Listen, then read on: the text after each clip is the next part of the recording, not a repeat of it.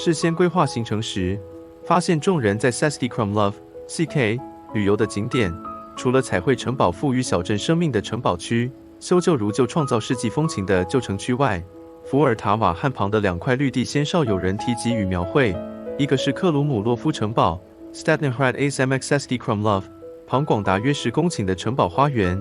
另一处则是隔着伏尔塔瓦和与圣维塔教堂遥遥相望的城市公园 （City Park）。占的面积达10.875公顷的 Saskia Krumlov 城堡花园，整个园区配置于一块150x750公尺的细长矩形土地上。园区并非开放式花园，整个区域的四周均受围墙保护，园内轴线则朝向东北与西南方向延伸。置身其中，非常容易感受到花园呈现出来的大气与美感。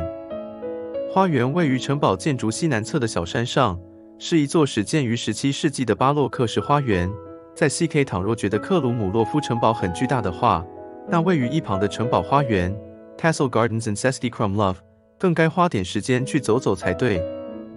伏尔塔瓦河将 CK 的旧城区团团围住，城市公园 City Park 则静静地躺伏在河边。放大地图看，公园右下边的角落有一处免费的公共厕所 Public Bathroom， 这对欧洲旅行的朋友们而言，应该算是一项相当实用的资讯。城堡花园整个区域均受围墙保护，四周仅主大门、下门等几个出入口供游客进出，在外围若是见到出入口就先进入，免得走着走着不得其门而入时，可就要多走许多冤枉路哦。沿着城堡花园的中轴步道前行，不一会可以见到宏伟的4层瀑布喷泉，其中水神、仙女、鱼和青蛙等雕塑，个个都由嘴中喷出水花来卖力演出。园区中不似一般花园以花朵为主，漫步其中想要看到5颜6色花团锦簇并不容易，或许如此花况与该地区的地形、气候有关吧。中轴线两旁各为500x150公尺矩形的绿地花园，虽然看似没什么花朵美化的迹象，但这是为了要以此景观来维持巴洛克式园林遗迹的模样。完全符合巴洛克式花园风格的城堡花园，平面与植栽的配置以中轴线为准且两边对称，植栽多为曲线造型，这对园区管理人的工作量而言，应该是相当巨大才对。近乎1人高的花园树丛，若非踏在园区特别准备的高台，还真难看出这一大片细心修剪的树丛为篱，平整的树面及直角曲线的造型，这等景象绝非一般市区公园所能比拟。占的面积达10公顷的公园该如何管理呢？一大早入内，除见1-2位园丁在处理落叶外，偌大园区几乎看不到什么管理人员。正在纳闷该地是如何维护与管理之时，见到这只半个人高的大狗，终于恍然大悟。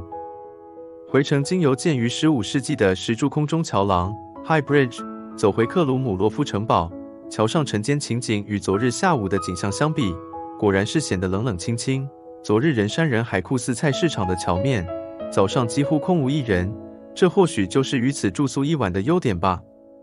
伏尔塔瓦河畔的屋舍在清晨的阳光下更显清新，老屋窗前种植的花朵顺着光线的方向昂首挺立。在河畔的 Kavlajanek 享用了一餐与阳光有约的浪漫早餐之后，顺着路走向河的另一边，准备到古城镇的城市公园见识见识。跨过横躺在伏尔塔瓦河上的水泥桥梁，虽然人已离开 CK 的旧城区，但进入的这个空间一点也不新，地面依然是石板路，两旁也是上百年的房舍，似乎是由旧城区进入另一个老旧区域而已。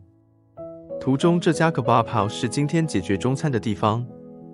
面积约一半于旧城区的城市公园 City Park， 处处都是直挺挺苍劲挺拔的大树，纵为日正当中，亦为阴凉四处，在此散步犹如身处森林之中，步行于规划完善的小径之中，这种感觉或许仅能以享受2字形容之。城市公园一角静静躺卧着一栋不算大的长方形单层建筑，这栋圣马丁教堂 St. Martin Chapel in Saskia Krumlov 始建于1585年，当时是守护着此地公墓的一座木质教堂，墓地于1892年关闭废除，而后此地在1909年被辟建为城市公园至今。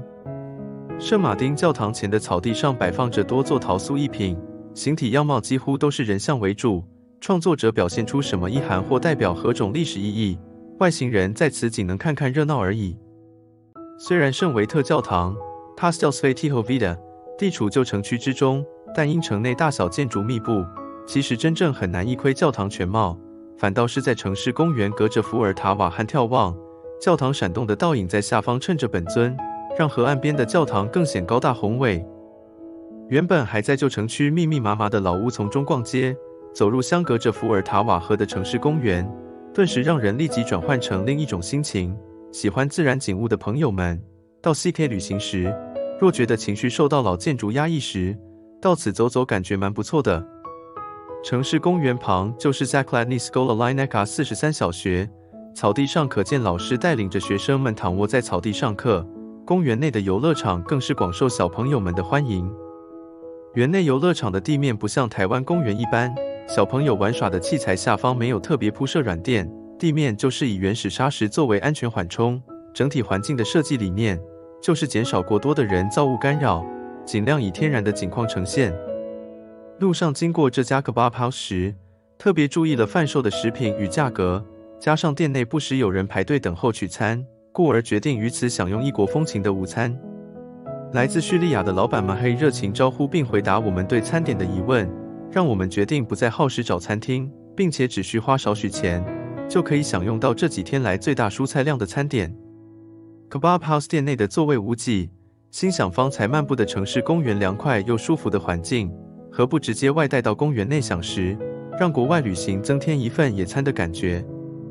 嘴里吃着 Kebab House 的中东食物，眼里望着 CK 为2地标的圣维特教堂，让4个人仅耗费285 CZK 的这个野餐，成了此行难忘的回忆。离开 Saski Krumlov 搭乘火车前往行程下一站布拉格，规划行程时特别在 Google Map 上查看 CK 火车站的实景，直觉真的很难感受出火车站的样子，反倒是有点像美国西部场景。后来四处张望寻觅车站，方才发现建筑物墙上的指示牌，仔细一看，原来 Saski Krumlov 车站在穿越这2栋建筑物缝隙的30公尺处。现代化的 Saski Krumlov 车站对旅客们迎来送往，如同彩绘城堡赋予小镇生命，修旧如旧创造世纪风情所言，仅停留不到30小时的时间，想要将几百年演变而来的事与物完全了解，这几乎是不可能的事情，故而游客们仅能以世俗的视角来欣赏这个以彩绘城堡的方式，重新赋予小镇无比生命力的捷克小镇。